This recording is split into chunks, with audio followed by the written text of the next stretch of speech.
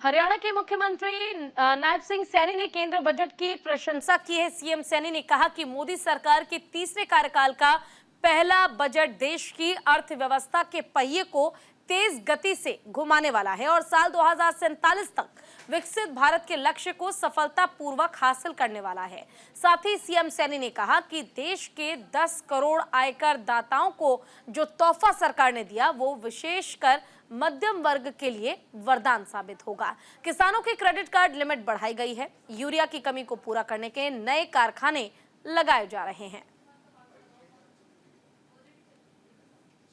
जी जिन्होंने देश के यशस्वी प्रधानमंत्री आदरणीय नरेंद्र मोदी जी के नेतृत्व में ये तीसरी सरकार का नॉन स्टॉप तीसरी सरकार का ये पहला बजट जो दिया है, मैं उसकी पूरी प्रशंसा करता हूं। ये बजट ये देश के गरीब, ये देश के युवा, ये देश के अन्नदाता, ये देश की नारी के सशक्तिकरण, युवाओं को रोजगार के लिए, किसान को खुशहाली की तरफ ले जाने वाला बजट और गरीब का उत्थान करने वाला बजट, ये नरेंद्र मोदी जी की सरकार ने जो नॉन स्टॉप तीसरे कार्यकाल का पहला बजट दिया है, इसकी मैं पूरी प्रशंसा करता हूं। देश में एक फिल्मी डायलॉग झुकेगा नहीं साला बहुत फेमस हुआ, लेकिन अब हरियाणा में भी राजनीतिक हलचल तेज हो गई है। वहीं अनिल विज ने बिना नाम लिए बड़े नेताओं के खिलाफ आक्रामक तेवर दिखाए हैं। अनिल विज ने अपने एक्स हैंडल पर ट्वीट किया, जिस पर मीडिया के सवालों का जवाब देते हुए विज ने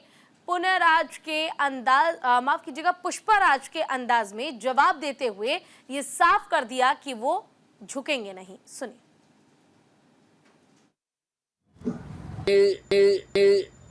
बेहतरीन बजट, सर्वांगीण विकास का बजट, हर वर्ग के फायदे का बजट पेश होने की उम्मीद है, क्योंकि बहुत अनुभवी वित्त मंत्री है। जब से भारतीय जनता पार्टी की सरकार आई है तब से ये वित्त मंत्री है और देश के अर्थव्यवस्था में बहुत सुधार हुआ है। और इस बार तो जीएसटी में, इनकम टैक्स के कलेक्शन में बहुत बढ़ोतरी हुई है। और हरियाणा के यमुनानगर में कांग्रेस के प्रदेश अध्यक्ष उदय भान ने अरविंद केजरीवाल पर जमकर हमला बोला और कहा कि अगर देश में कोई नरेंद्र मोदी से भी ज्यादा झूठा है तो वो केजरीवाल है। वहीं दूसरी तरफ उन्होंने दूषित यमुना को लेकर भी केजरीवाल को ही कसूरवार ठहराया है। केजरीवाल ने कहा था कि अगर यमुना की सफाई नहीं हुई तो उसे वोट मत देना, लेकिन आज यमुना की हालत क्या है ये सभी को पता है। हालांकि कांग्रेस प्रदेश अध्यक्ष ने हरियाणा बीजेपी पर भी तंज कसा है। झूठ केजरीवाल जी ने सवाए झूठ की खेती की, भ्रष्टाचार में खुद लिप्त रहा, सारा कैबिनेट इनका जेल में पहुंच गई, चार्जशीटेड है। तो अब लोग चाहते हैं कि कांग्रेस का दोबारा से राज आए।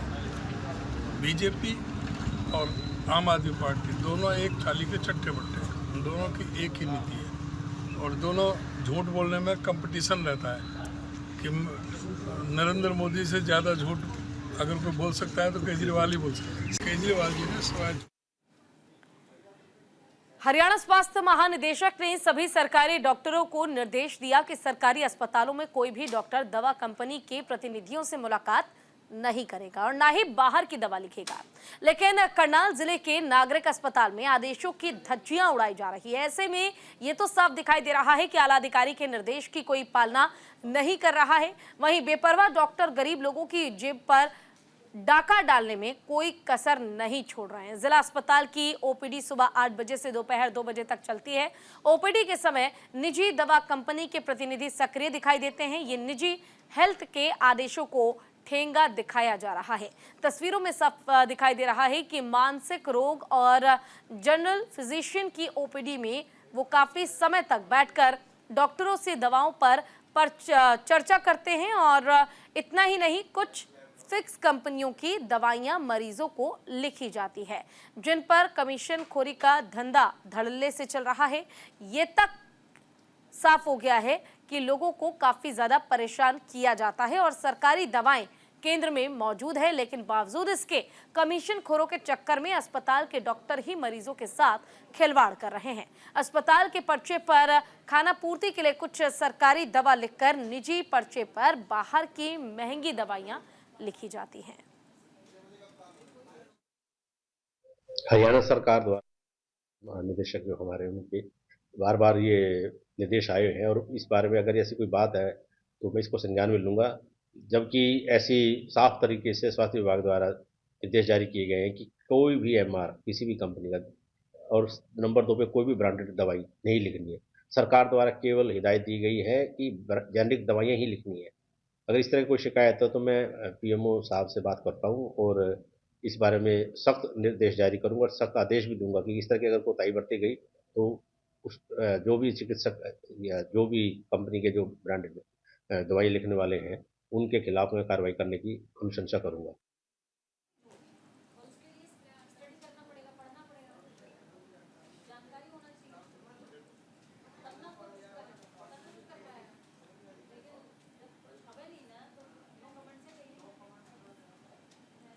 केंद्रीय बजट में 12 लाख तक इनकम पर अब कोई टैक्स नहीं देना होगा। इसके साथ ही दवाइयों को टैक्स फ्री किया गया है। इसकी मध्यम वर्गीय लोगों ने जमकर तारीफ की। लोगों का कहना है कि इससे आम आदमी को काफी फायदा मिलेगा। 12 लाख तक आमदनी पर कोई टैक्स नहीं है। लगता है कि बजट बहुत बढ़िया निकाला है, मिडिल क्लास के लिए खास करके बहुत बढ़िया बजट निकाला है। और इसके अलावा जो मेडिसिन पर टैक्स कम हुआ है वो भी काफ़ी बढ़िया है और कैंसर सेंटर्स वगैरह भी काफ़ी अच्छे खुल गए हैं।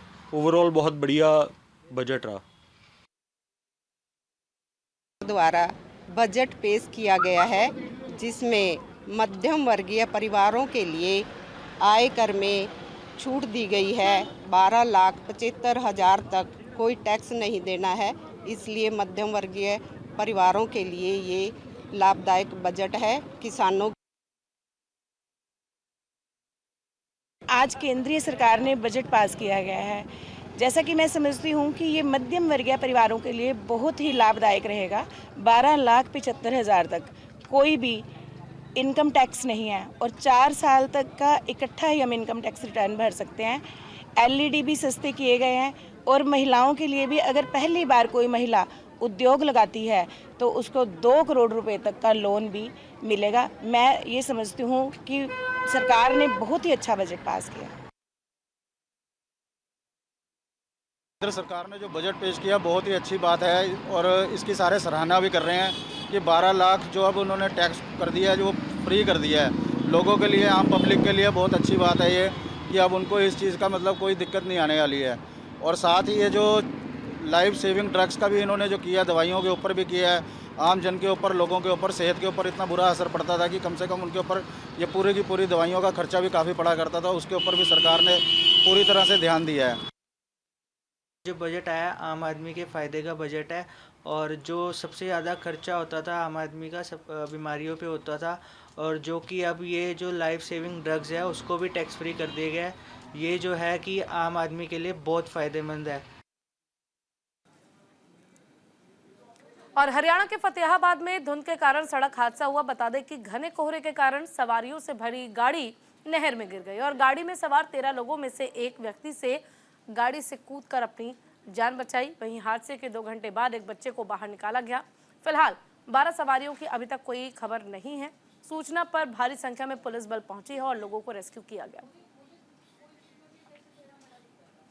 वहीं हरियाणा के अंबाला में पिछले कई दिनों से मौसम में गर्मी थी और तेज धूप निकल रही थी, लेकिन अचानक से मौसम ने करवट ली और चारों तरफ घना कोहरा छा गया है। घने कोहरे के कारण विजिबिलिटी कम हो चुकी है और सड़कों पर गाड़ियों की रफ्तार थम गई है। वाहन चालक दुर्घटना से बचने के लिए लाइट और डिपर चलाकर चलते हुए नजर आ रहे हैं। बता दें कि धुंध के कारण तापमान में भी गिरावट आई है।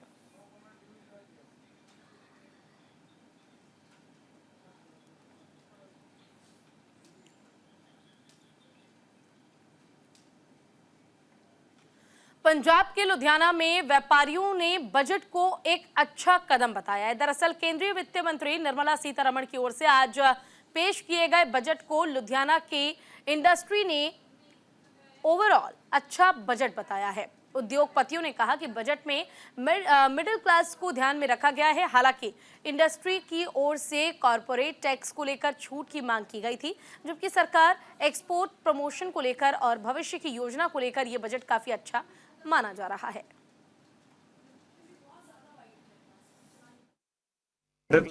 ऑलरेडी गल की है कि एक तो जो रेंट लेंदा है उसके ऊपर 2.4 लाख रुपीज़ का जोड़ा ਉਹਦੇ ਉੱਪਰ TDS ਕੱਟਦਾ ਸੀਗਾ, ਉਹਨੂੰ ਗਵਰਨਮੈਂਟ ਨੇ ਵਧਾ ਕੇ 6 ਲੱਖ ਰੁਪਏ ਕਰ ਦਿੱਤਾ। ਅੱਜ ਕੱਲ੍ਹ ਦੀ need of the artificial intelligence ਇਹ ਬਹੁਤ ਹੀ ਜ਼ਰੂਰੀ ਚੀਜ਼ ਸੀ, ਜਿਹਦੇ ਲਈ ਗਵਰਨਮੈਂਟ ਨੇ 500 ਕਰੋੜ ਦਾ ਜਿਹੜਾ ਫੰਡ ਹੈ ਡਿਪਲੋਏ ਕੀਤਾ ਹੈ ਕਿ ਉਹਦੇ ਜਿਹੜੇ ਸੈਂਟਰ ਆਫ ਐਕਸੀਲੈਂਸ ਉੱਥੇ ਬਣਾਏ ਜਾਣਗੇ। ਔਰ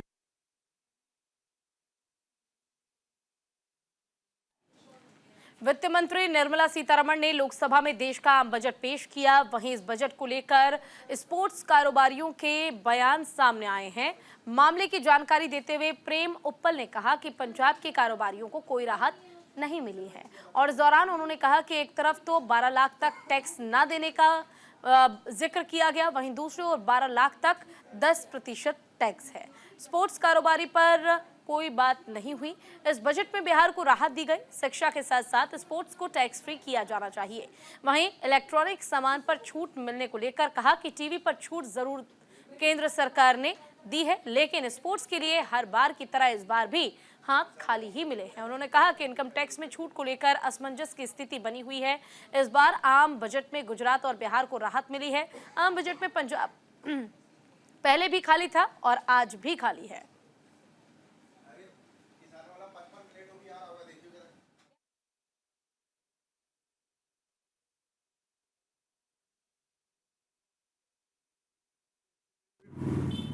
इसका बहुत बड़ा बेनीफिट है, मीडियम क्लास वास्ते बहुत बड़ा बेनीफिट है। जिस तरह की दस रहे 12 लाख ते बिल्कुल छूट हैगी, बहुत बड़ा बेनीफिट है। मीडियम कैटेगरी सारी ਇਹਦੇ ਵਿੱਚ ਆ ਜਾਂਦੀ ਹੈ, 12 ਲੱਖ ਦੇ ਵਿੱਚ ਕਾਫੀ ਆ ਜਾਂਦੀ ਹੈ। ਇਹਨੂੰ ਸਭ ਨੂੰ ਪਹਿਲਾਂ ਹੀ ਕਹਿ ਰਹੇ ਸੀਗੇ ਕਿ ਮੀਡੀਅਮ ਕੈਟੇਗਰੀ ਨੂੰ ਤੋਹਫਾ ਦੇਣਗੇ, ਇਹ ਦਿੱਤਾ, ਬਹੁਤ ਵਧੀਆ ਕੀਤਾ। ਦੇਖੋ ਬਜਟ ਦੇ ਵਿੱਚ ਸਭ ਤੋਂ ਵੱਡੀ ਜਿਹੜੀ ਘੋਸ਼ਣਾ ਹੋਈ ਹੈ ਉਹ ਮਿਡਲ ਕਲਾਸ ਲਈ ਹੋਈ ਹੈ। ਜਿਹੜਾ ਇਨਕਮ ਟੈਕਸ ਸਲੈਬ ਦੇ ਵਿੱਚ ਜਿਹੜੀ ਰਾਹਤ ਦਿੱਤੀ ਗਈ ਨਾ, ਬਹੁਤ ਵੱਡਾ ਕਦਮ ਆ ਸਰਕਾਰ ਦਾ। ਔਰ ਮਿਡਲ ਕਲਾਸ ਨੂੰ ਤਾਂ ਇਹੀ ਉਮੀਦ ਹੁੰਦੀ ਹੈ, ਕਿਉਂਕਿ ਅਸੀਂ ਵੀ ਜਿਹੜੇ ਛੋਟੇ ਛੋਟੇ ਕਾਰੋਬਾਰੀ ਲੋਕ ਆ, ਔਰ ਸਾਡਾ ਮੁੱਖ ਰੂਪ ਨਾਲ ਧਿਆਨ ਦੋ ਗੱਲਾਂ ਤੇ ਰਹਿੰਦਾ ਕਿ ਸਾਡੀ ਇੰਡਸਟਰੀ ਨੂੰ ਕੀ ਮਿਲਿਆ ਤੇ ਦੂਜਾ ਇਨਕਮ ਟੈਕਸ ਦੇ ਵਿੱਚ ਰਾਹਤ ਕੀ ਮਿਲੀ।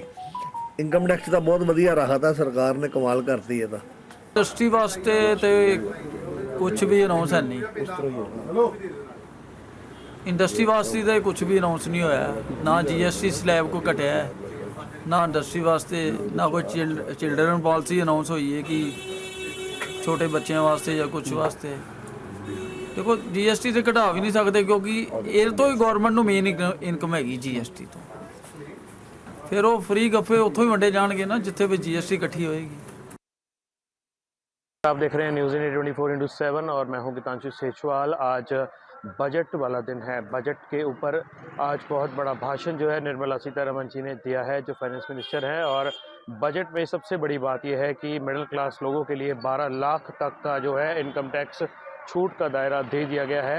और इसको लेकर इस वक्त मिडिल क्लास काफ़ी खुश नज़र आ रहा है, मगर इंडस्ट्रीज़ के लिए और फिटनेस एंथुसियास्ट और इंडस्ट्रीज़ के लिए क्या उन्होंने निकाला है, इस बारे में आज हम बात करने पहुंचे हैं जलंधर की सबसे बड़ी मार्केट बस्ती 9 पर, जहां पर स्पोर्ट्स का सामान बनता है और बेचा जाता है। आपको बता दें, स्पोर्ट्स का जो सारा सामान है लोग अपने अपने घरों में काफ़ी रोज़गार जो यह देता है वहां पर बनता है और जनता तक पहुंचता है, जिसके ऊपर काफ़ी भारी भरकम टैक्स लगाया गया है।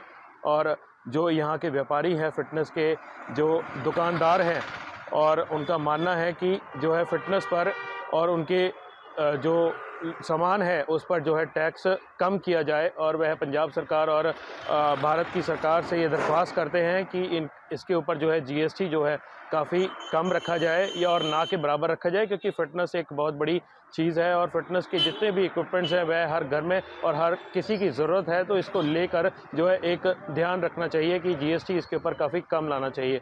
तो आज हम बात करेंगे यहाँ के व्यापारियों से कि उनका क्या कहना है इस बजट के ऊपर, और वह इस बजट को किस तरीके से देखते हैं। बने रहिए हमारे साथ, कैमरामैन जतिन मरवाहा के साथ गीतांशु सेजवाल की ये रिपोर्ट।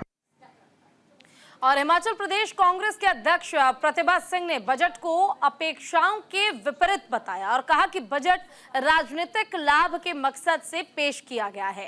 हिमाचल को आपदा के विशेष राहत पैकेज की उम्मीद थी जो पूरी नहीं हुई।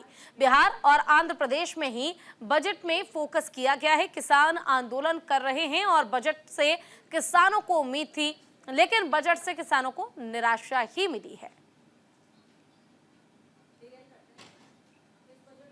वहीं केंद्रीय वित्त मंत्री निर्मला सीतारमण ने लोकसभा में आज बजट पेश किया। इस दौरान निर्मला सीतारमण ने कई बड़ी घोषणाएं की हैं। अब 12 लाख रुपए की आय पर टैक्स नहीं लगेगा। हिमाचल के लोगों की बजट पर प्रतिक्रिया सामने आई है। लोगों का कहना है कि इनकम टैक्स स्लैब में 12 लाख तक की छूट काफी राहत देने वाली है।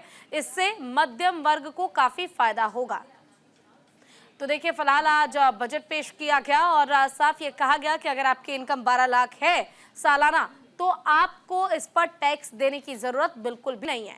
लेकिन इसको लेकर अलग अलग प्रतिक्रियाएं सामने आ रही हैं। कोई कह रहा है कि ये बजट काफी अच्छा है, लोगों के जेब पर अब बुरा असर नहीं पड़ेगा, लोगों के जेब में पैसा बच पाएगा। तो वहीं दूसरी तरफ ये कहा जा रहा है कि ये बजट आम जनता के लिए नहीं है। चलिए आपको सुनवाते हैं, इस पर प्रतिक्रियाएं सामने आई है। शिमला से लोगों का क्या कहना है, एक बार सुनिए। इतना सराहनीय कदम है कि हम उसमें कुछ कह नहीं सकते। पर एक बात हम आपको बताएं कि कोई तन दुखी, कोई मन दुखी, कोई धनविन हुआ उदास है और थोड़े थोड़े सब दुखी सुखी राम के दास। और मोदी है तो मुमकिन है। बहुत बढ़िया बजट।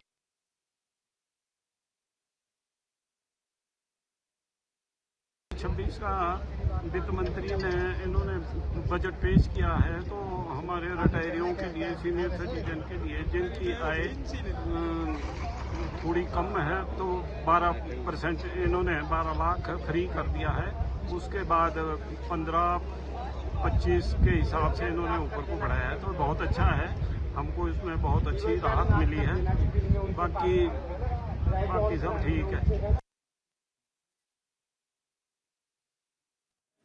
तो देखिए, हिमाचल प्रदेश कांग्रेस के अध्यक्ष प्रतिभा सिंह ने बजट को अपेक्षाओं के विपरीत बताया और कहा कि बजट राजनीतिक लाभ के मकसद से पेश किया गया है। हिमाचल को आपदा के विशेष राहत पैकेज की उम्मीद थी जो पूरी नहीं हुई। क्या कुछ कहा, सुनिए।